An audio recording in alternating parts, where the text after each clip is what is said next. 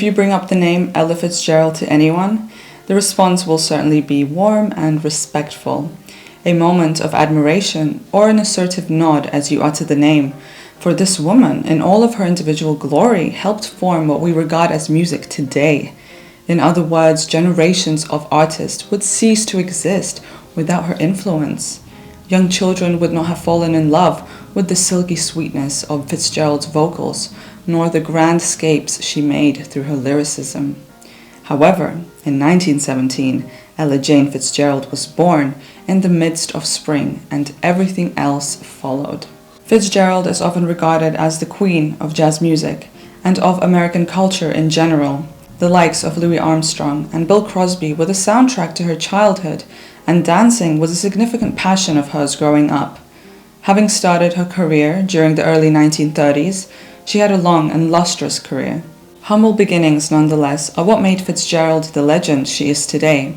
Her musical talent spans back to her teenage years, where she would live off the money given to her from performing on the streets of Harlem. Then she moved into local venues, saturating herself in the New York performance scene. The First Lady of Song became a local household name and began to collaborate with the likes of Chick Webb and the Benny Goodman Orchestra. Ella Fitzgerald was a key performer in the shows organized by the United Services Organizations, USO, whose aim was to entertain those in service for World War II.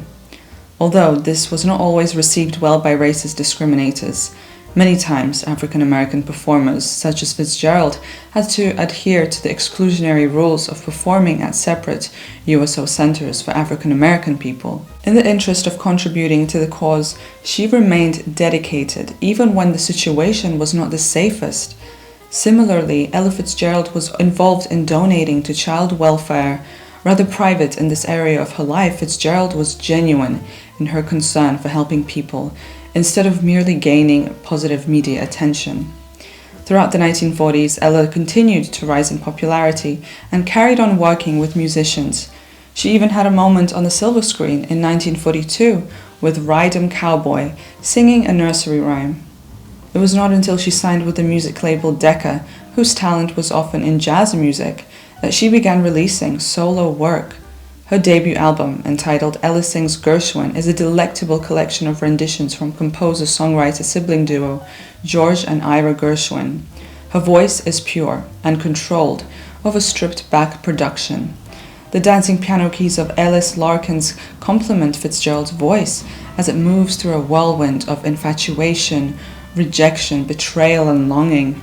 She comes to revisit the world of Gershwin with two further dedicated albums, Ella Fitzgerald Sings, the George and Ira Gershwin Songbook in '59, and Nice Work If You Can Get It in '83. Without removing the essence of other artists' work, Fitzgerald effortlessly uses her smooth vocals to create intimate and gorgeous covers. In her second album, aptly titled Songs in a Mellow Mood, Fitzgerald and Larkins unite to produce another set of gorgeously somber love and loss songs. Most notably, a version of American classic recording, Stardust, which twinkles in high keys and a highly expressive voice as Fitzgerald playfully drags her voice up an octave. Sometimes I wonder why I spend a low, lonely night dreaming of a song. Her rise in pitch on Low Lonely demonstrates Fitzgerald's small idiosyncrasies, which make any song, whether hers or not, quintessentially Ella Fitzgerald. There is a fine balance here, and within the rest of the album, between the original song and her interpretation of it. Fitzgerald was heavily influenced by the experimentation of the bebop genre, especially by artists including Dizzy Gillespie and Charlie Parker. Aside from serving undeniably perfect jazz vocals to classic work, Fitzgerald also adopted scatting, which replicated much of the instrumentation she had been exposed to over the years, working with other musicians and composers. Her prior knowledge garnered from her humble beginnings meant that scatting became a masterful signature of her music. A prominent example can be heard on How High the Moon, where for the last half of the song, a variety of plosive sounds effortlessly flow off Fitzgerald's in rhythm with the soft backing of the drums. Keeping the tempo constant as she transitions from words to scat singing, This track has become the ultimate example of improvisation.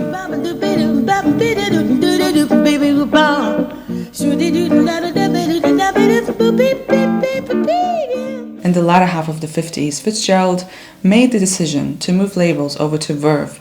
Consequently, she received some of her biggest critical and commercial success at this time, from the hazy ballads of Like Someone in Love to the perfect pairing of Porgy and Bess alongside jazz extraordinaire Louis Armstrong. Her album turnout was regular and spectacular.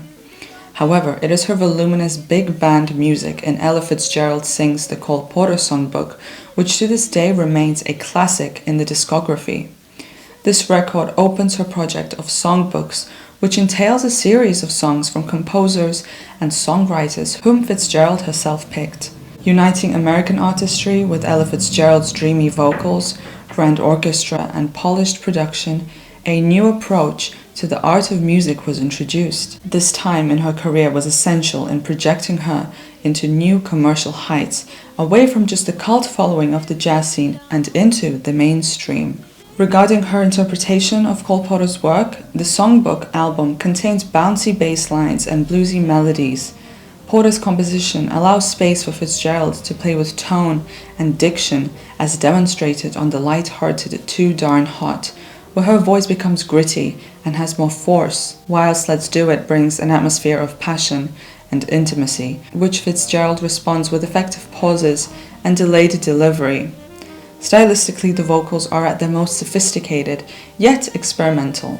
Ella Fitzgerald continues to be a critical darling and had generated a wealth of recognition for her magical vocals. In the very first Grammy Awards, Fitzgerald was awarded Best Jazz Performance by an Individual, and this was the first of 13 in her career. The last in 1995 for Best Historical Album. Having spread a career over 6 decades, Ella Fitzgerald continued to remind people of her charm with releases, tours, and collaborations until she was too well to do so. Over 25 years after her death, generations of people continue to listen and sing along to the voice of jazz music, a truly significant figure in historical, musical, and cultural America. Ella Fitzgerald's most well-known songs include the tender Dream a Little Dream of Me, the endearing Cheek to Cheek, and her soulful rendition of the festive Frosty the Snowman. Artists such as Adele, Katie Tunstall, and Lady Gaga have all mentioned Ella Fitzgerald as a significant influence on their artistry, changing how they see music and in some cases motivating them to become singers themselves. Ella Fitzgerald touches every part of mainstream music and culture to this day, foreshadowing enduring relevancy and adoration. You can check out the Carly of Spotify to listen to the original tracks of the artist. It's a curated playlist with the most popular songs.